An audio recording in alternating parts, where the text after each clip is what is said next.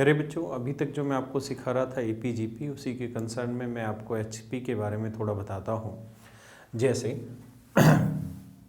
मान लीजिए मैंने यहाँ कोई सीरीज़ लिखी 2, यहाँ मैं लिख रहा हूँ 5, यहाँ मैं लिख रहा हूँ 8, यहाँ मैं लिख रहा हूँ 11, और इसी तरीके से मैं अगर कोई सीरीज़ कंटिन्यू करता रहता हूँ तो ये हमारी सीरीज होती है अर्थमेटिकल प्रोग्रेशन। एपी सीरीज रहती है, समानांतर श्रेणी होती है। इनकी हर एक दो टर्म्स के बीच का डिफरेंस सेम रहता है। 5-2 का डिफरेंस 3, 8-5 का डिफरेंस 3, 11-8 का डिफरेंस 3, हर एक दो टर्म के बीच का डिफरेंस होता है सेम। तो ये रहती है बच्चों हमारी अर्थमेटिकल प्रोग्रेशन। इसी तरीके से एक हमारी होती है बच्चों एचपी सीरीज, हार्मोनिकल प्रोग्रेशन। जो हार्मोनिक प्रोग्रेशन होता है वो बेसिकली रिवर्स होती है एपी के।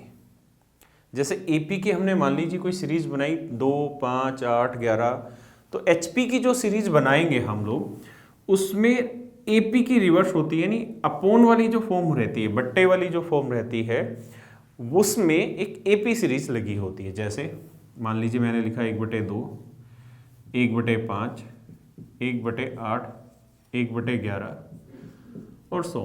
तो आप यहाँ देख रहे हैं कि जो नीचे वाली फॉर्म है वो एक एपी है। 2 और 5 का डिफरेंस 3, 3, 3, 3, तो ये एक एपी है। यानी हम एचपी को एक मायने में ऐसे भी कह सकते हैं रेसिप्रोकल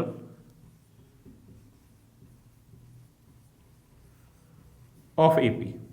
हम इस तरह से भी इसको डिनोट कर सकते हैं कि एपी का रेसिप्रोकल होती है एचपी। जैसे मान लीजिए मैंने कोई सीरीज बोली कि 1/10, 1/20, 1/30, 1/40 और इस तरह से। तो आप देख रहे हैं कि हर एक दो टर्म के बीच का डिफरेंस 10-10 होता चला जा रहा है। तो ये हमारी सीरीज रहती है एचपी। अगर बट्टे में एपी सीरीज लगी होगी तो वो हमारी एचपी सीरीज कहलाती है। आइए बच्चों आगे बढ़ते हैं। आइए बच्चों अब हम बात करते हैं अर्थमेटिक मीन, ज्योमेट्रिक मीन और हार्मोनिक मीन के बारे में। जैसा बच्चों आपको पता है कि अगर मान लीजिए ये दो नंबर हैं ए और बी, और मुझे अगर इनका अर्थमेटिक मीन निकालना है तो तरीका होगा कि जितने नंबर हैं उनको जोड़ दीजिए, बटे में उतने ही संख्या लिख दीजिए। अगर 3 संख्याएं होती, मान लीजिए ए बी सी 3 संख्याएं होती, तो मेरा अर्थमेटिक मीन होता a + b + c/3। अगर इसी तरह से मान लीजिए n नंबर्स हैं तो जितने भी नंबर्स उन सबको जोड़ेंगे A B C n numbers तक, और जितने नंबर्स होंगे उससे डिवाइड कर देंगे, तो ये हमारा कहलाएगा मेरे प्यारे बच्चों अर्थमेटिक मीन, समानांतर माध्य कहलाता है। इसी प्रकार से अगर हम ज्योमेट्रिक मीन की बात करते हैं तो ज्योमेट्रिक मीन में क्या होता है बच्चों कि जितने भी नंबर होते हैं, जैसे मान लीजिए ए और बी है, तो इन दोनों नंबर का मल्टीप्लिकेशन करके 1/ उतनी ही पावर रखते हैं। जैसे 2 नंबर था तो 2 पावर, अगर 3 नंबर है तो a × b × c 1/3। अगर n नंबर्स है, मान लीजिए यहाँ n नंबर्स तक है, तो ये होगा 1/n। आप मेरी बात समझ पा रहे हैं? यानी जितनी सीरीज होंगी, जितनी टर्म होंगी, वो पावर 1/n में रिप्रेजेंट करेगी। जैसे यहाँ 2 पावर थी, इसको हम इस तरह से भी लिख सकते हैं √ab, इसे हम इस तरह से भी लिख सकते हैं ³ √abc, इसे हम इस तरह से लिख सकते हैं nth √a × b × c। तो ये जो सीरीज रहती है, ये जो ज्योमेट्रिकल मीन जो होता है, ये जितने नंबर से उनका मल्टीप्लाई करना है और पूरी की पावर 1/n, n का मतलब जितने नंबर से उसको रिप्रेजेंट करता है। अब हम चलते हैं बच्चों हार्मोनिकल मीन पे। इसमें छोटा सा टेक्निकल पॉइंट है जिसे आपको समझना होगा। जैसे मैंने आपको अर्थमेटिक मीन बताया, तो अर्थमेटिक मीन का रिवर्स होगा हार्मोनिक मीन। जैसे प्यारे बच्चों अब आते हैं हार्मोनिक मीन पर। देखिए बच्चों, जैसा मैंने आपको कहा कि अर्थमेटिकल प्रोग्रेशन का रेसिप्रोकल होता है हार्मोनिकल प्रोग्रेशन, तो ऐसे ही अर्थमेटिक मीन का रिवर्स होता है हार्मोनिक मीन। जैसे मान लीजिए 2 नंबर हैं, मैं एक नंबर बोलता हूँ 1/a और एक नंबर बोलता हूँ 1/b। ये नंबर मैं इस फॉर्म में इसलिए ले रहा हूँ क्योंकि हार्मोनिक प्रोग्रेशन इसी फॉर्म में दी रहती है। तो अगर मैं आपको कहूँ कि इनका अर्थमेटिक मीन बताइए, तो आपको अभी सिखाया, मान लीजिए दो संख्याएं हैं m और n है, और मैं कहूँ यार इन दोनों नंबर का बच्चों मुझे अर्थमेटिक मीन बताइए, तो आप कहेंगे sir m plus n by 2, यानी दोनों नंबर को जोड़ के 2 से डिवाइड करेंगे। तो सेम यही प्रोसेस हमारा हार्मोनिक मीन पे जा रहा होगा।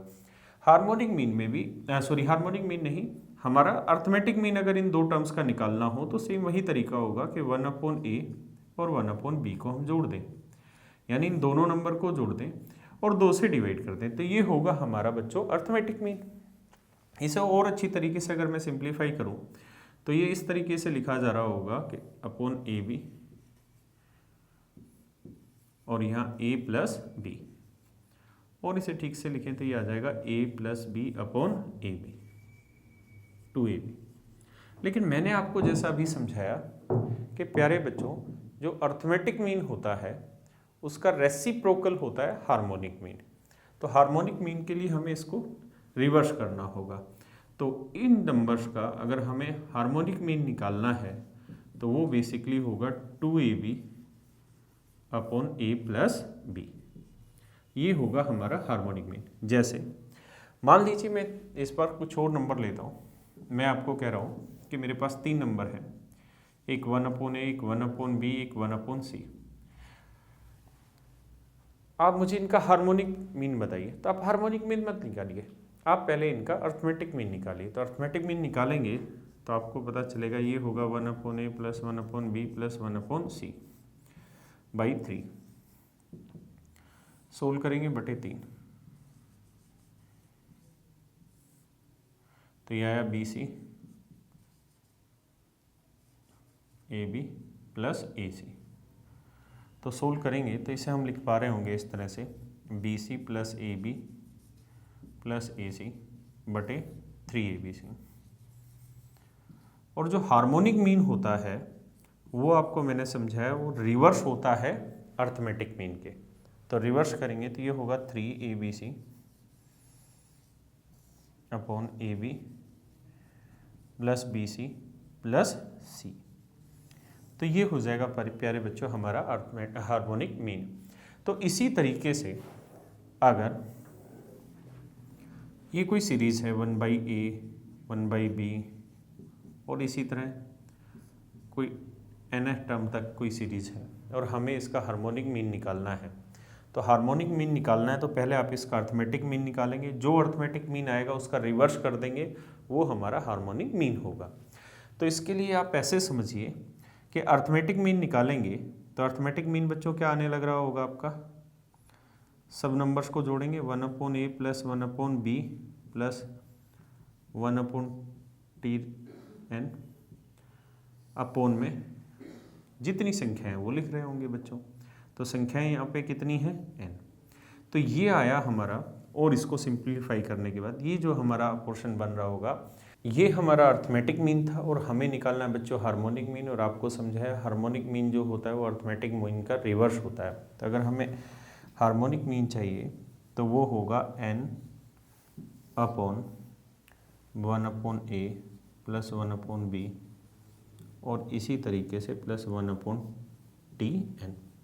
तो ये जो होगा ये हमारा होगा बच्चों हार्मोनिक मीन। आप मेरी बात समझ पाए प्यारे बच्चों? आइए आज हम AP GP HP पे कुछ मिक्स क्वेश्चन लेते हैं। मैंने रैंडमली कुछ क्वेश्चन पिक किए हैं, उन पे हम आज डिस्कस करते हैं। एक छोटा सा प्रश्न जो आपके सामने है कि number 20 is divided into 4 parts that are in AP। एक संख्या है 20, इसे 4 टुकड़ों में बांटा गया है जो किसी समानांतर श्रेणी में है।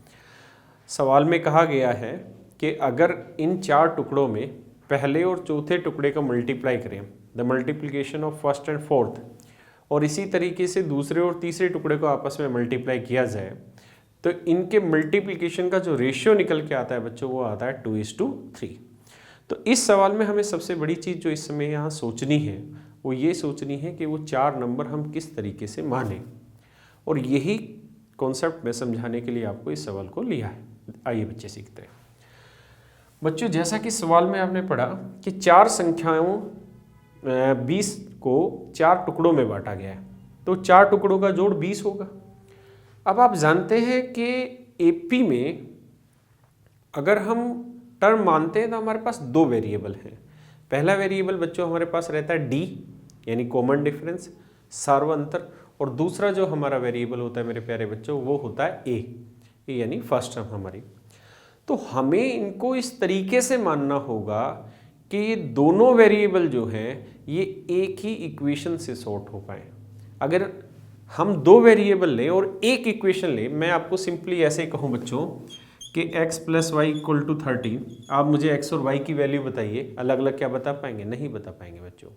अगर आपके पास दो वेरिएबल हैं तो आपको इक्वेशन भी दो चाहिए जिसके थ्रू आप x और y की वैल्यू फाइंड आउट कर पाएँ। तो इसी तरीके से प्यारे बच्चों हमारे सवाल में वेरिएबल दो हैं a और d, लेकिन हमें एक ही इक्वेशन से इनकी वैल्यू निकालनी है। तो हमें कुछ नंबर्स ऐसे लेने पड़ेंगे जिससे हम उसको इजीली सोल्व कर पा रहे हो। तो इसके लिए मैं आपको एक छोटी सी चीज़ डिस्कस कर रहा हूँ आपके साथ, जिसके थ्रू आपको चीज़ों को समझना है। क्या कि यदि बच्चों अगर आपको किसी भी अरिथमेटिकल प्रोग्रेशन में तीन टर्म्स माननी हो, तीन टर्म माननी हो, तो आप हमेशा वो तीन टर्म a - d, a और a + d मानिए। ऐसा प्यारे बच्चों मैं इसलिए कह रहा हूँ आपको कि जब आप इन तीनों टर्म्स को ऐड करेंगे, इन तीनों टर्म्स को ऐड करेंगे तो बेसिकली d से d कैंसिल आउट हो जाएगा, और आप देख रहे हैं इनके बीच का जो कॉमन डिफरेंस है वो क्या आ रहा है? सेम आने लग रहा है। तो इस वजह से अगर तीन टर्म आपको माननी हो AP में तो आप a - d, a और a + d मानिए। अगर मान लीजिए बच्चों आपको चार टर्म माननी हो, तो चार टर्म अगर मैं यही मानूं कि a - 2d, a - d, a और a + d, तो आप देखेंगे बच्चों कि आप इन्हें सोल्व कर रहे होंगे तो कैंसिल आउट नहीं हो पाएगा। यहां पे जैसे d कैंसिल आउट हो जाता था और a में ही वैल्यू निकल के आती थी, तो इससे हम एक इक्वेशन में दो वेरिएबल को सॉर्ट आउट कर पा रहे थे एक वेरिएबल। तो यहां पे वो चीज़ नहीं हो पा रही है, तो फिर क्या करें? तो अगर आपको इवन नंबर ऑफ टर्म माननी है किसी अरिथमेटिकल प्रोग्रेशन में तो आप ऐसे मानिए a - 3d,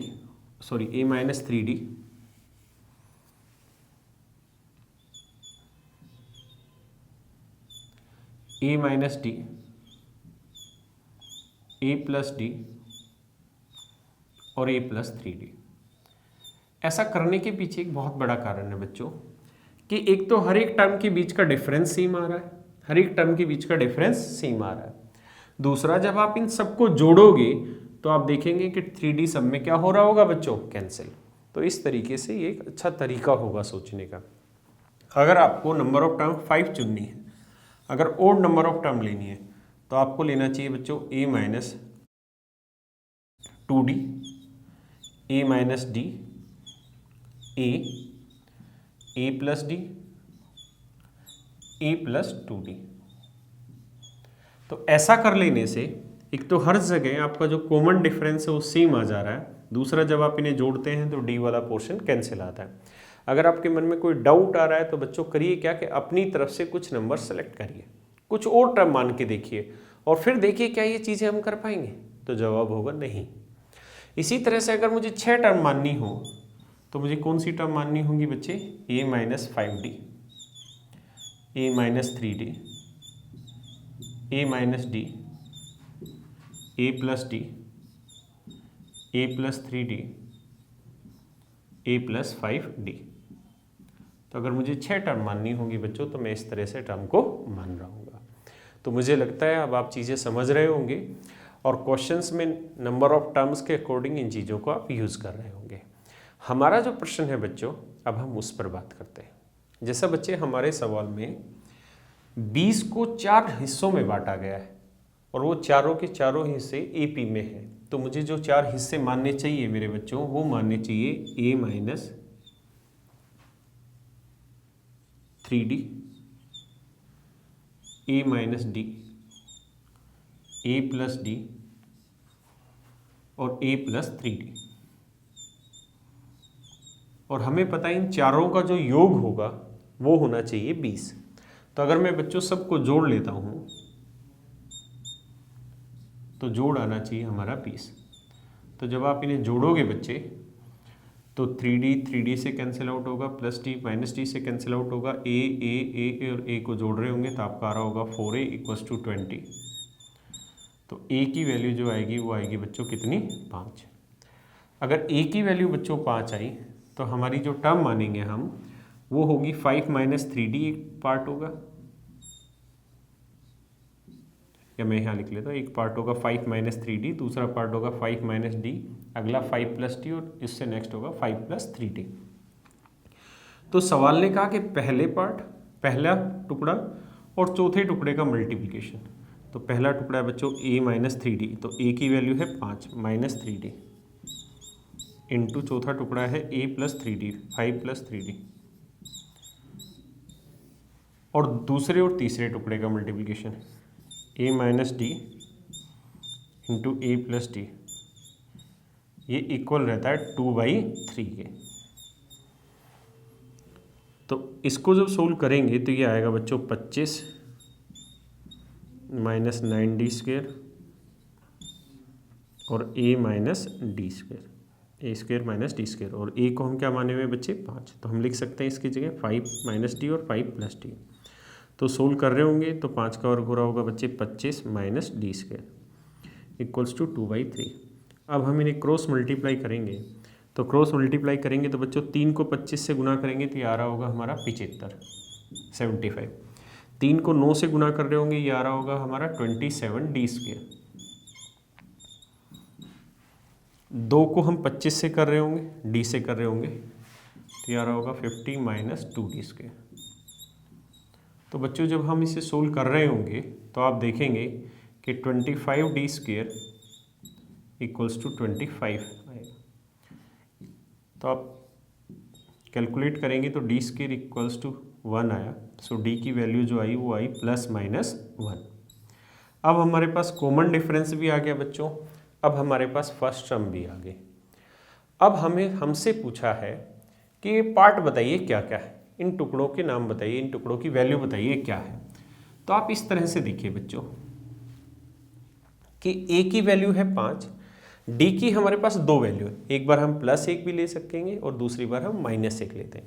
तो अगर मैं बच्चों +1 लेता हूं तो ये टुकड़ा होगा 5, 3 एकम 3, 5 में 3 गया 2, दूसरा 5, d की वैल्यू 1 तो 4, यहाँ आएंगे बच्चों तो 5 और 1 6, यहाँ आ रहे होंगे तो 5 और 3 8। दूसरा अगर मैं -1 लेता हूँ बच्चों तो -1 लूँगा तो 5 और ये माइनस माइनस प्लस तो ये हो जाएगा 8, ये 5 माइनस माइनस प्लस 6, ऐसे यहाँ आ रहे होंगे तो 5 -1 4 और यहाँ आ रहे होंगे तो बच्चे 5 -3 2। तो सीरीज यही बन रही होगी 2 4 6 8 या 8 6 4 2।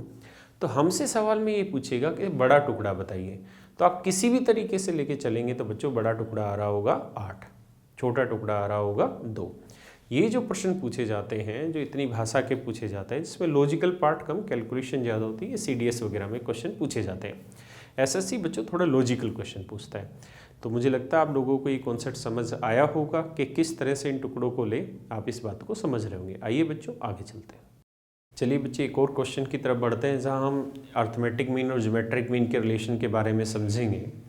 बच्चों प्रश्न इस प्रकार से है कि दो संख्याएं हैं a और b, उनका जो अर्थमेटिक मीन है और जो ज्योमेट्रिक मीन है उनमें रिलेशन दिया है कि ज्योमेट्रिक मीन अर्थमेटिक मीन से 20% कम है। इसका मतलब अर्थमेटिक मीन अगर 100 हुआ बच्चों तो ज्योमेट्रिक मीन हो रहा होगा 80।